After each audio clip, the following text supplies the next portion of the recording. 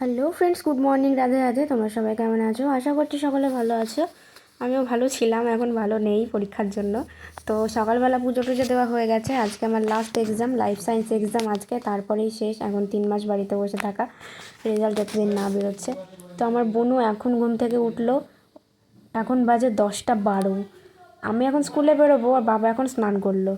তো বাবা ওকে বকা দিচ্ছে, কারণ এত বেলা করে ঘুম থেকে উঠে আবারও ফ্রেশ না হয়ে খেলা করতে বসে পড়েছে, অভ্যাসে পরিণত হয়ে যাচ্ছে। ওই জন্য বাবা বকা দিচ্ছে যে কাল থেকে যেন সকালবেলা ঘুম থেকে ওঠা হয়।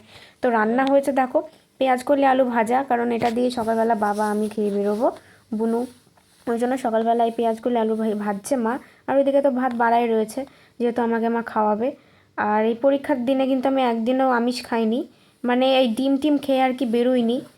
বাড়ি এসে সে যা খেয়েছি, কিন্তু ডিম টিম খেয়ে এমনি পরীক্ষা দিতে যাইনি। আর এই যে এইগুলো কিন্তু বাসি ভাত আর কালকের বাসি তরকারি রয়েছে। তো চলো দুপুরে রান্না বান্নায় চলে আসি। হয়েছে বেগুন আলু আর বড়ি দিয়ে একটা রসা মতো, আর মা করেছিল আলু মটরশুঁটি দিয়ে একটা ঝোল। তো এটা দেখেই তো আমি খাবো না বলে দিয়েছি, নাক ধরে বসেছিলাম যে আমি খাবো না। এই আলু বেগুনের ঘ্যাটটা অনেক কষ্টে খেয়েছি, দিয়ে ঠাম্মার এই ডিমের তরকারি দিয়ে ভাত খেয়েছিলাম। আর মা আমাকে একটু ডিম ভেজে দিয়েছিল, কারণ ওই আলুর এরকম ঝোল মটরশুঁটি দিয়ে আমার ভালো লাগে না, মটরশুঁটিটা আমার পছন্দ না। তাই ওই আমি মটরশুঁটি দেওয়া আছে বলে আগেই বারণ করে দিয়েছি। আর ওই মানে বড়ি আলু বেগুনের ঝোলটাও একটু খেয়েছি, বড়িটা ছিল বলে খেয়েছি। আর বেগুনে তো এখন আমার চুলকানি শুরু হয়ে যাচ্ছে মুখে।